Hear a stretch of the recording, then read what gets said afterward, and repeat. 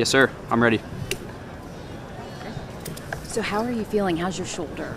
Well, my shoulder's not very good, but I'll be able to hit on Thursday morning the honorary tee shot with Jack and Gary. And, it's not going to look very pretty, but I think I can get it airborne. That's my ultimate goal. Let's just get it airborne and get it down the fairway somewhere there. I think the majority of us watching just want to get a ball airborne at some point. I mean, you're going to do better. Well, that's than a what lot I of us. teach kids. I said, once I get the kids, swinging a golf club, if they get it in the air, I say that's what you're looking for. Get that ball in the air from the ground. What does it mean to you you did it last year for the first time. What does it mean to you to do it here again and again and just have this invite until the end of time? Well, I feel out of my league, frankly, when Fred Ridley called and invited me to be an honorary star. So Fred, I'm really out of my league here with Jack and Gary and what they've done in the game of golf. That's a great honor, but I feel very humble about it. But I'm very grateful. I'm very grateful for the opportunity to do that. I've had a long career here in Augusta. That's what happens with honorary stars. You have long careers at the golf tournament. And fortunately, I won it a couple of times and had some great memories. Even as an amateur in 1970, I started my master's career in 1970, the year that Billy Casper beat Gene Whitmer in the playoffs. I remember that like it was yesterday. I've had a lot of wonderful experiences here,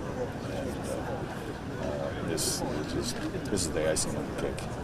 To be an honorary starter, though, it's more than just having an experience or a long career at the Masters. It also, Augusta has to love you.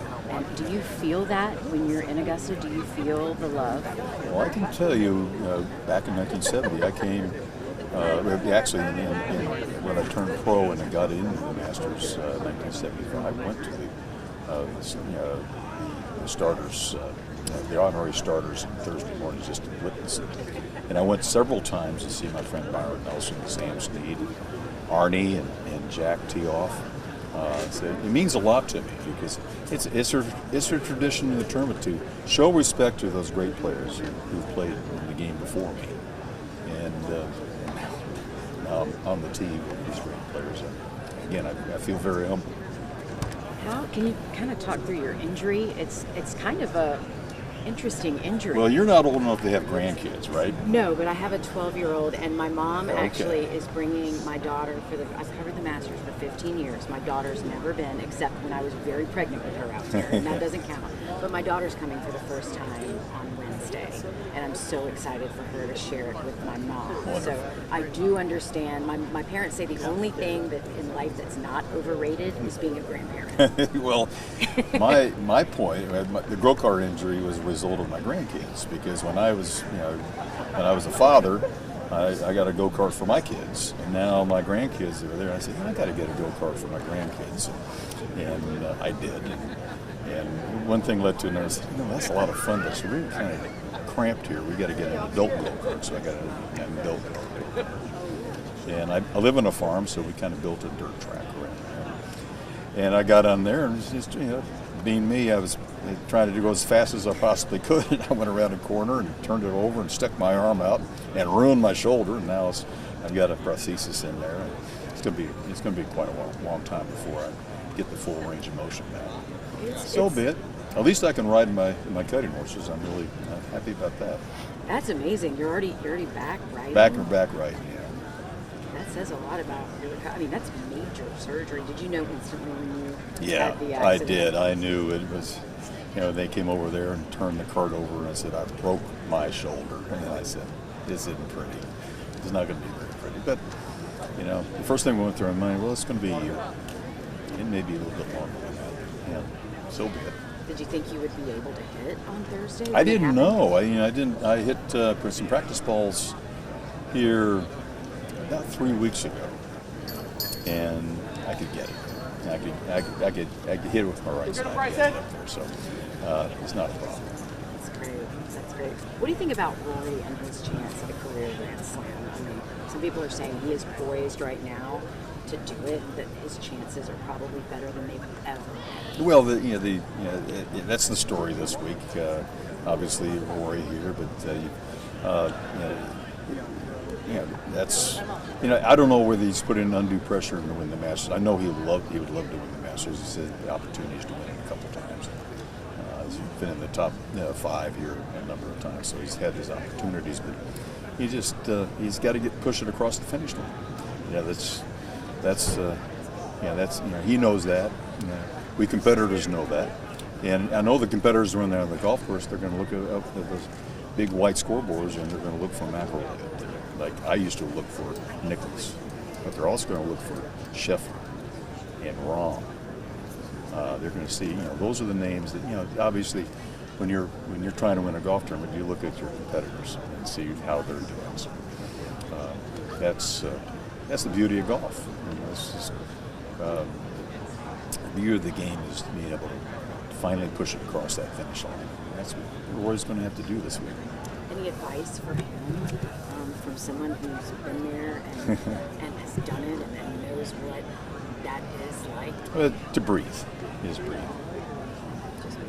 Are you playing in the whole three? No, I can't do that. Hopefully next year.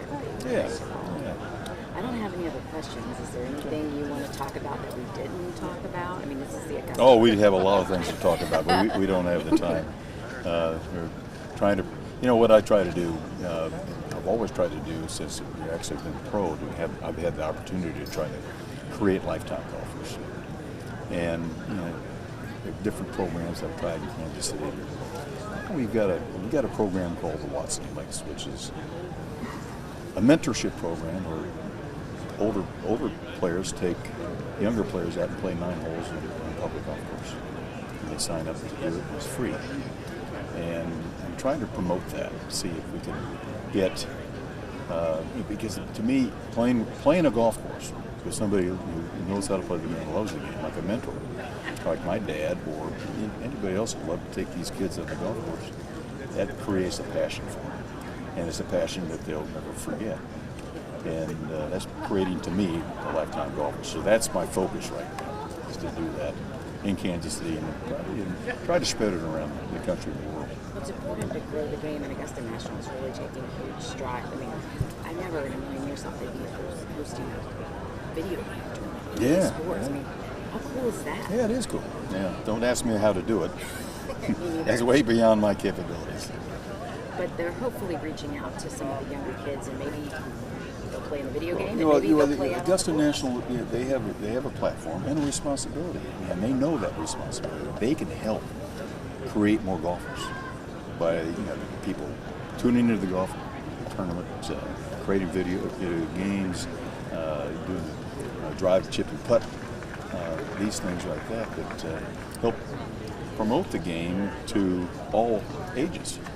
People love to watch the Masters, and being able to actually be out here as a kid and compete on the 18th green over here and the driving range over here for drive and chip and putt. That's something to shoot for. So what else they've done? They created the Asian Pacific Amateur and the South American Amateur, and those people, those winners get to play in the Masters. And by the way, they get to play in the British Open or the Open Championship. It's created a wonderful interest around the world because of the platform that Augusta has. If I win this tournament, I get to play the Masters. And when I was a kid, I had goals. I'd love to be like Arnold Palmer. I'd love to be like Jack Nicklaus. And God, I win this tournament, I play the Masters. You understand what it does to promote the passion for the game. And that passion creates lifetime golfers. And that's what we're doing here. Absolutely. Now we're considered an ambassador to the game. As honorary starters. I'm old. Or ambassadors. I'm an old guy. No, you're an ambassador to the game, growing it for the future and honoring the past at the same time. That's my goal. Well, it's wonderful to meet you. Thank you for your time. I know you're so busy, No worries. but I really appreciate it. Thank you. Nice to meet you. Thank you. Tom. Mitsubishi Electric.